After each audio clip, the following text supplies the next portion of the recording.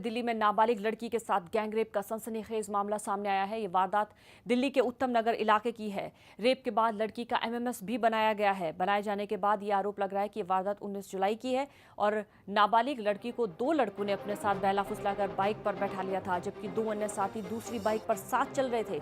और लड़की का आरोप है कि उसे सुरेंद्र नाम के एक शख्स के फ्लैट पर ले जाया गया।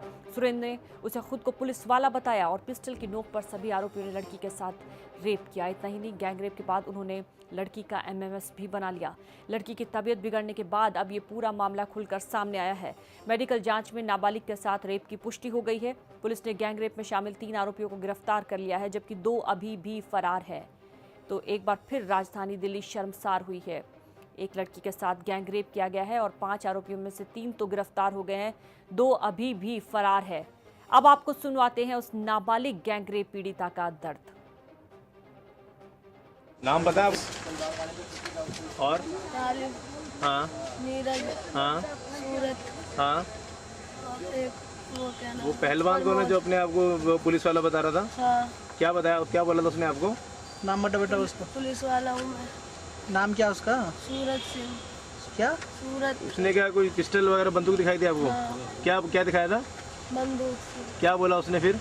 मार दूंगा। अच्छा, और क्या घर वालों को मारने की धमकी दी थी? हाँ, कोई मोबाइल में भी कोई रिकॉर्डिंग की थी उन्होंने? हाँ, क्या किया था? वीडियो बनाई थी। अब आप क्या चाहते हैं? कितने लोग इंसाफ चाहते हैं सर? 5 लोग। कुल मिला के कितने लोग थे वो जो जिन्होंने आपसे जाती की? 5 बेटा ये आप जब स्कूल जा रहे थे तभी ये लोग लेके गए थे आपको? हाँ। किस पे, बाइक पे, किस पे लेके गए? बाइक पे। और ये कहाँ ले गए थे, नजफगढ़? हाँ, और अब आपको सुनवाते हैं गैंगरेप पीड़िता के पिता का दर्द। हुआ था और कब की ये घटना है? 19 तारीख की घटना है। क्या हुआ था मेरे साथ? मेरी लड़की स्कूल जा रही थी, जैसे मारुति बहन चौधरी, उसको 2 बंदे वहाँ पे खड़े थे बाइक में बैठा करके और झड़ौदा कला लेके जा रहे थे। फिर रास्ते में 2 बंदे और मिले बाइक पे, वो झड़ौदा कला लेके गए। बड़ौदा कला में किसके घर लेके गए? सुरेंद्र पहलवान। और उसके बाद वहाँ पे क्या हुआ? इन्होंने सब मिलके गैंग रेप किया। ऐसा बताया जा रहा है कि पिस्टल की उसको किसी हथियार का डर दिखाया। हाँ, तभी लड़की ने कल बताया है, 19 तारीख की घटना थी, पिस्टल निकाल के धमकी दिखाया कि तेरे को भी मार देंगे, तेरे परिवार वाले को गोली मार देंगे। किसी तरह की रिकॉर्डिंग की गई? हाँ, वीडियो बनाया है। और उसके बाद 19 तारीख की वारदात है, आपको किस तरीके से पता चला? किसी बच्चे, कॉलोनी के बच्चे के जरिए पता चला, हमें भनक मिली। इसके बाद में माँ ने लड़की को मारा पीटा, तो फिर उसने बताया। तो कुल मिला के कितने लोग इन्वॉल्व हैं? सबके नाम बता दीजिए। 5 हैं। एक तालिब है, दूसरा प्रमोद है, तीसरा प्रिंस है, चौथा नीरज है, 5वां सुरेंद्र पहलवान है। ऐसा बताया जा रहा है कोई पुलिस वाला अपने आप को बता रहा था, कौन? हाँ, वो सुरेंद्र पहलवान। क्या बताया उसने? कि मैं पुलिस वाला हूँ, और फोटो दिखाया, आई कार्ड दिखाया है, पुलिस की वर्दी में फ़ोटो दिखाया अपना। क्या हकीकत में वो पुलिस वाला है? नहीं। क्या काम करता है वो ब्याज पे पैसा देता है, डेली बेस पे, जो सुबह देता है शाम को कलेक्शन करता है। अभी आपका मुकदमा दर्ज हो गया? हाँ, मुकदमा दर्ज हो गया। क्या चाहते हैं अब आप फिलहाल? हम न्याय चाहते हैं। और आइए सीधे चलते हैं हमारे रिपोर्टर शिवा तिवारी के पास। वो इस पूरे मामले पर नजर बनाए हुए हैं। शिवा, जो 2 लोग अभी भी फरार है, क्या उनकी अभी तक धरपकड़ की जा सकी? कि पुलिस उनके पीछे लगी हुई है, क्योंकि पहचान हो चुकी है। उनमें से सुरेंद्र पहलवान भी है कि जो कि अपने आप को जो पुलिस वाला बता रहा था, और उसकी अभी गिरफ्तारी नहीं हो पाई। तो पुलिस के पास इन दोनों की पहचान जरूर है, लेकिन अभी तक इनकी गिरफ्तारी नहीं हो सकी है, क्योंकि मामला 1 हफ्ते बाद दर्ज हुआ था। काफ़ी पहले का मामला था, और उसके बाद जो विक्टिम है वो सभी को पहचानती थी, क्योंकि उनमें से 2-3 लोग ऐसे थे जो पहले से लड़की को जानते थे, लड़की से उनका परिचय भी था। तो इस वजह से उनके सभी के नाम लड़की को मालूम है, और उसने सब कुछ पुलिस को बताया है। और पुलिस उसी पहचान के आधार पर अब सुरेंद्र पहलवान की तलाश कर रही, क्योंकि सुरेंद्र पहलवान उस इलाके में काफ़ी दबंग टाइप का उसका हिसाब किताब है उस एरिया में। और अब ऐसा माना जा रहा है कि हो सकता है कि वो दिल्ली से बाहर भाग चुका हो, इसलिए पुलिस की टीमें दिल्ली से बाहर भी उसकी तलाश के लिए निकल गई हैं। जी शिवा, जैसे कि आपने पीड़िता से भी बात की और उसके पिता से भी बात की, सभी आरोपियों को पहले से पहचानते, तो क्या इससे पहले भी इस तरह की कोई धमकी इन आरोपियों की तरफ से कभी दी गई परिवार को?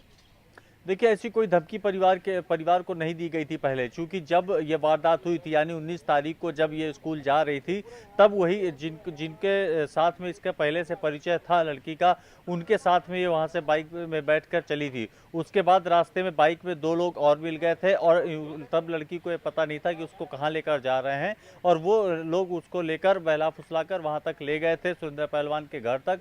और तब जब सुरेंद्र पहलवान वहाँ पर मिला और उसने पिस्टल दिखाई, उसने धमकाना शुरू किया, तब लड़की को पता चला कि वो उन लोगों के चंगुल में फंस चुकी है। और इसके बाद ही यहाँ सब जो जिस तरीके से वारदात को अंजाम दिया गया, उसके बाद लड़की काफ़ी डरी सहमी रही और कई बार बीच बीच सुरेंद्र पहलवान ने लोगों घर वालों को धमकाया भी था।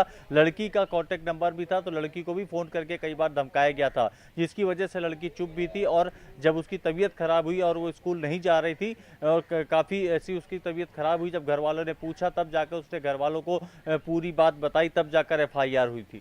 जी, और ये भी बताया गया कि क्योंकि अभी काफी डरी सहमी भी हुई है लड़की, इस पूरे मामले को लेकर पुलिस का रवैया अब तक कैसा दिख रहा है? क्या पूरी तरह से सहयोग किया जा रहा है पुलिस की तरफ से परिवार के साथ?